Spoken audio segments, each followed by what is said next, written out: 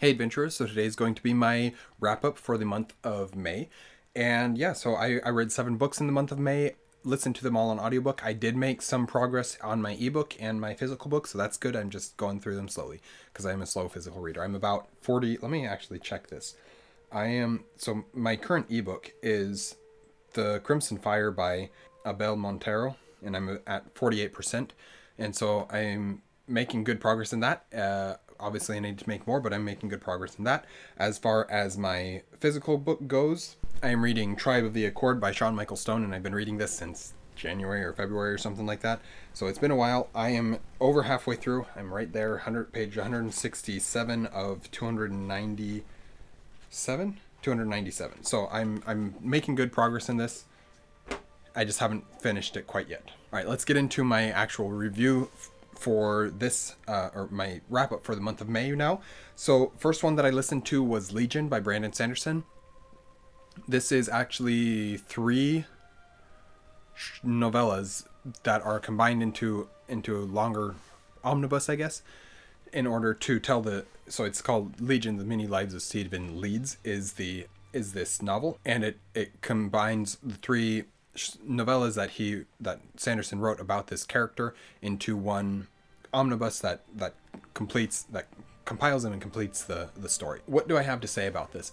I went into it needing an audiobook, as I often do. I'll go just scroll through my library and see what's available on audio, and I saw this one and was like, okay, I saw it and was like, oh, that's a good option. I should listen to that one. So I started listening to it, and as soon as I pressed play, I was like, I'm burnt out on Sanderson. Why do I want to listen to another book by him right now?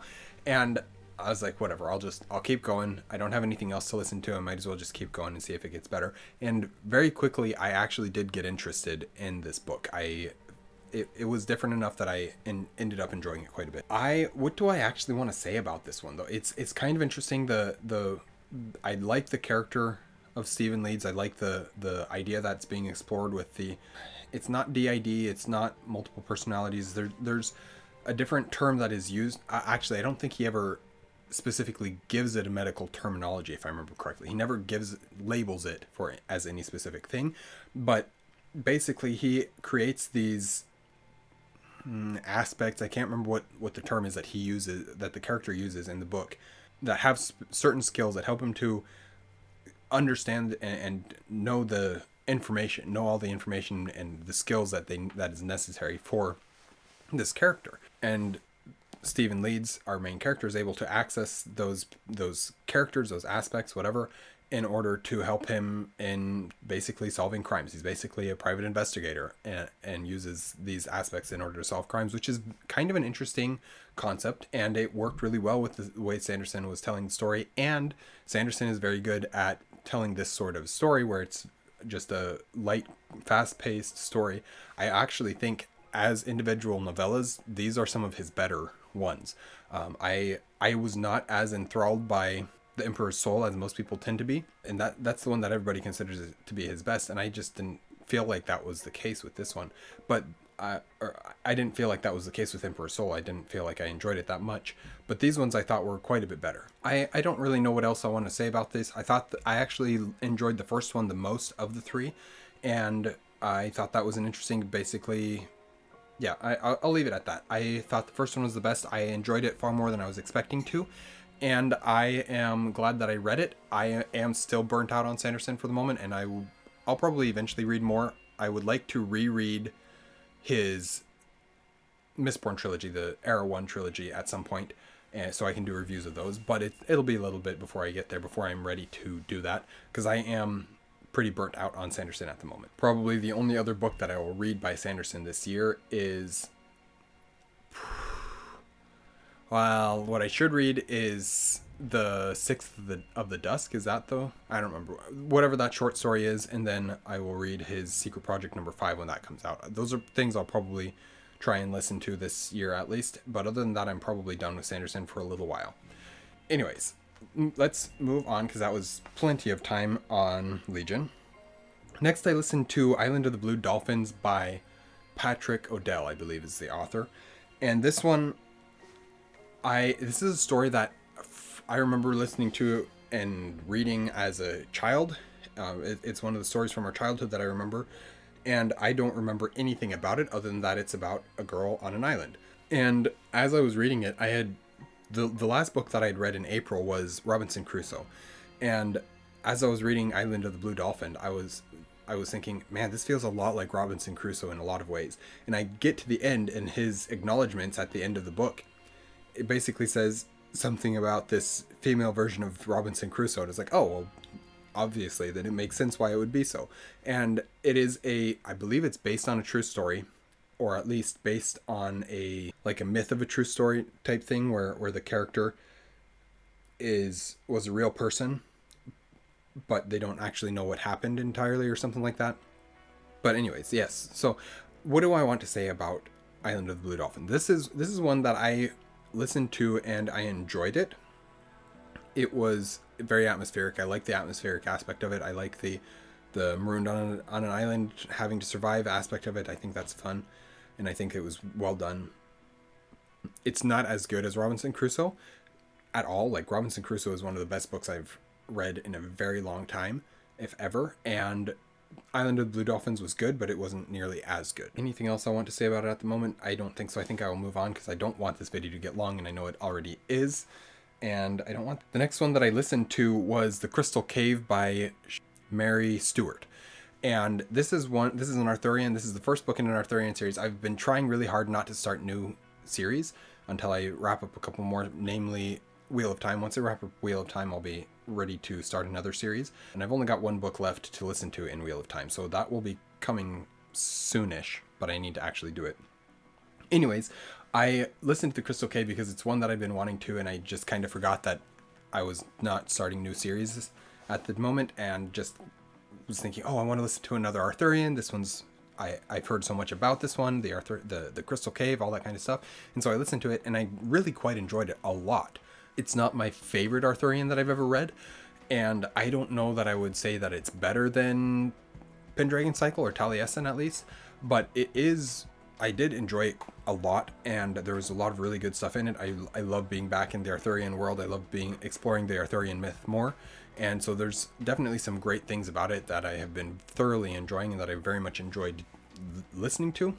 It's a little bit of an interesting take on Merlin. It is a different take on Merlin in terms of origins, but it is also the classic Merlin that we know, and so I appreciate that. But yeah, a lot of good stuff. I will definitely have a review of that once I get there. It's where I'm actually in my filming reviews for January now, so I'm slowly catching up. I'm trying to do two reviews a week, and usually I don't quite finish 2 books a week, but I'm slowly catching up, but it's very slowly. Anyways, that's all okay.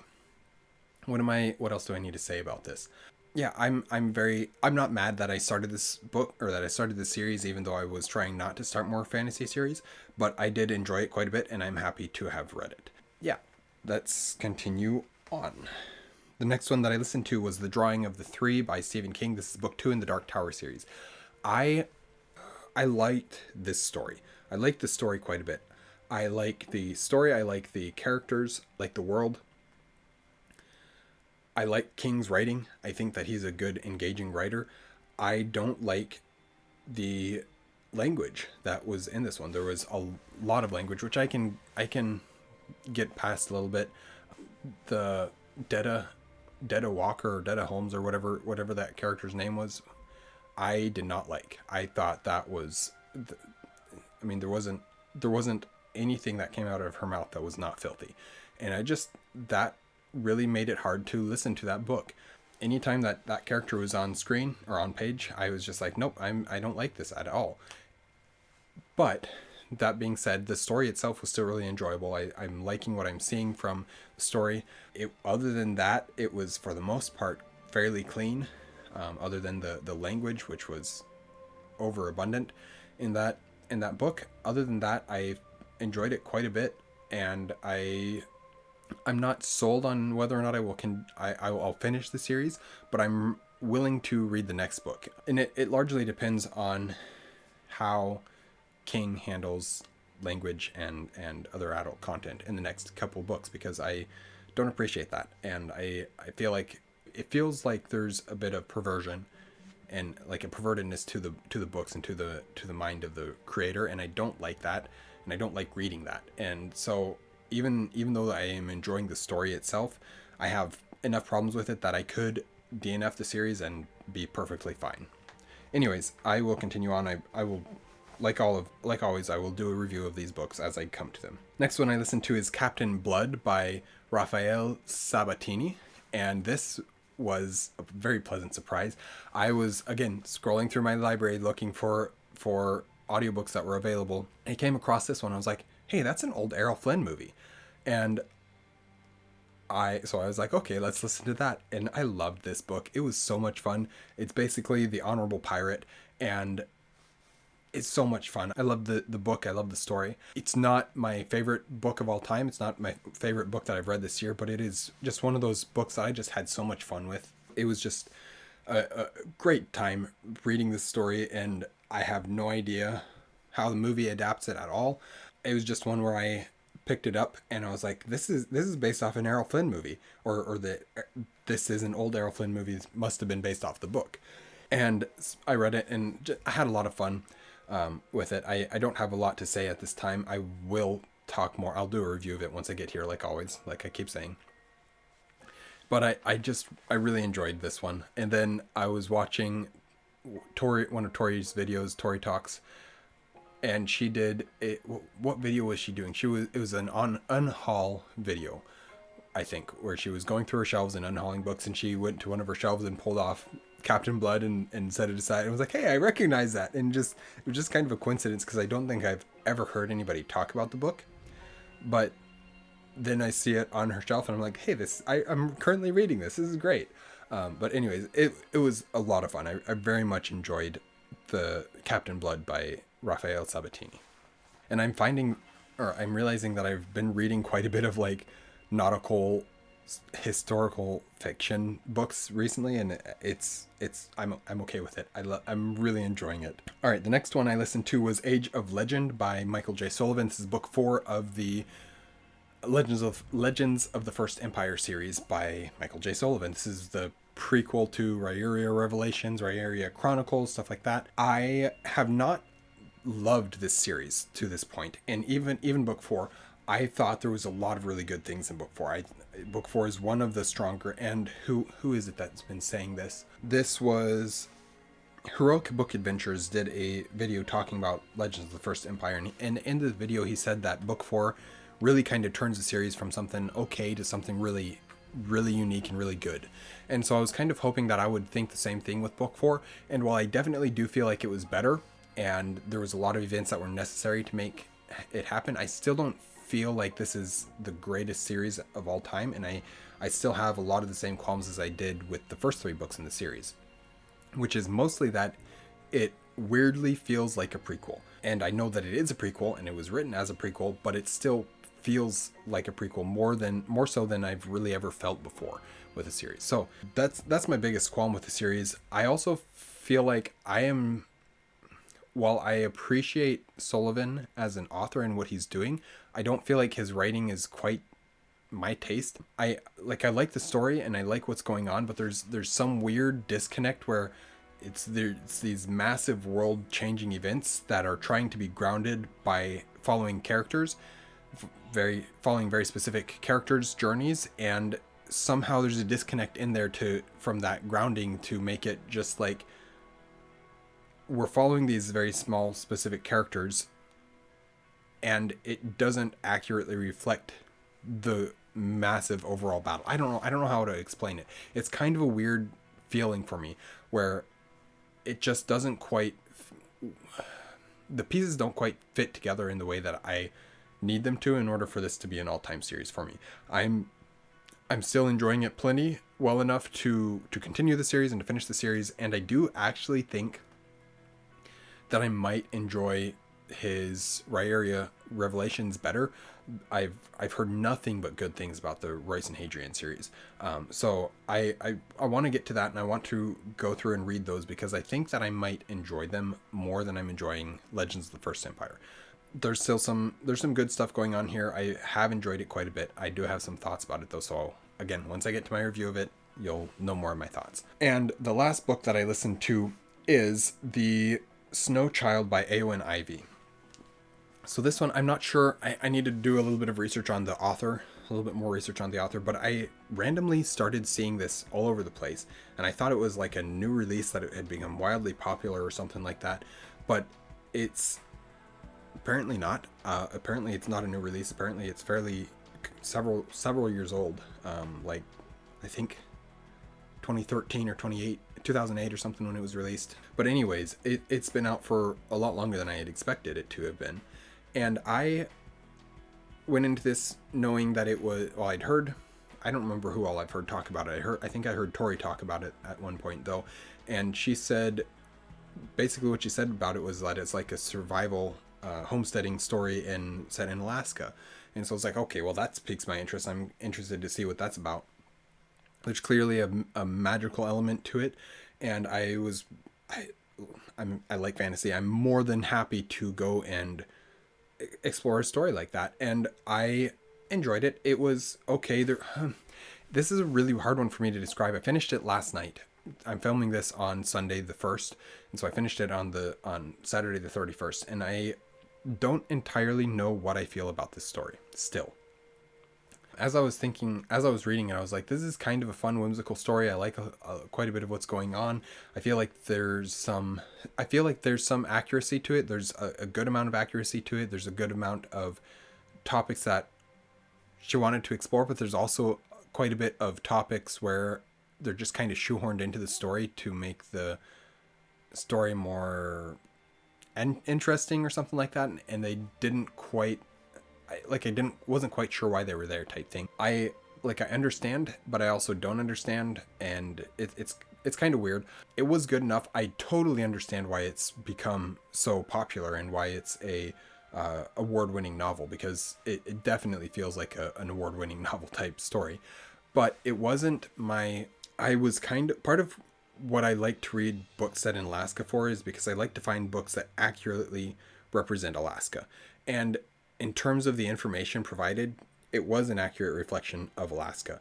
But in terms of the atmosphere, I just didn't feel it. I didn't feel the Alaskan atmosphere in that same way. I mean, they talk about the mosquitoes, they talk about the weather, the cold weather, the snow, the distance to get to anything. Like, they talked about all the information in the book, but I just didn't feel the atmosphere of Alaska. Whereas in Sitka by Louis L'Amour, we were not in Alaska very much, but it felt like Alaska. There was less details, but more, it felt real. It felt right. And that's just so interesting. I believe Eowyn Ivey is an Alaskan author. I'm not positive about that, but I do believe that she is. And I didn't dislike the book. I have some problems with it, and I'll talk more about that when I get to my review. But I enjoyed it well enough, but it wasn't my favorite thing ever, and I have some mixed feelings towards it. I know I'm not the target audience. I do remember, I still think about it this way, comparing it to two other stories, one set in Alaska, one set in Yukon Territories, which is Canada, not Alaska. I believe it's Yukon. And so I remember thinking about the book Tisha and the book Mrs. Mike. And so those two books, I remember thinking about them and kind of comparing them to this story at the same time. Obviously, neither of those are fantasy. One is historical, one is historical fiction. And I remember comparing them and thinking about them and being like, this fits right along in that same vein as those stories, but it being a fantasy story instead of historical fiction or historical or whatever. It is historical fiction. It's also fantasy though, and just interesting. I enjoyed a lot of aspects about it. I am not entirely sure how I feel about it. It's kind of a weird book for me, for sure. But yeah, that's the last book. This has gotten way too long. I think I'm at like 25-30 minutes now in this video, and that's way longer than it needs to be, way longer than I wanted it to be. I want to stop rambling. So those are the books that I have read or rather listened to in the month of May. Thank you guys for watching an Erudite Adventure. Please like, comment, and subscribe if you haven't already. We post videos every Monday and Tuesday and have our social medias Monday and Thursday. Sorry, we have post videos every Monday and Thursday and have our social medias linked in the description down below. We will see you guys again soon. Stay warm.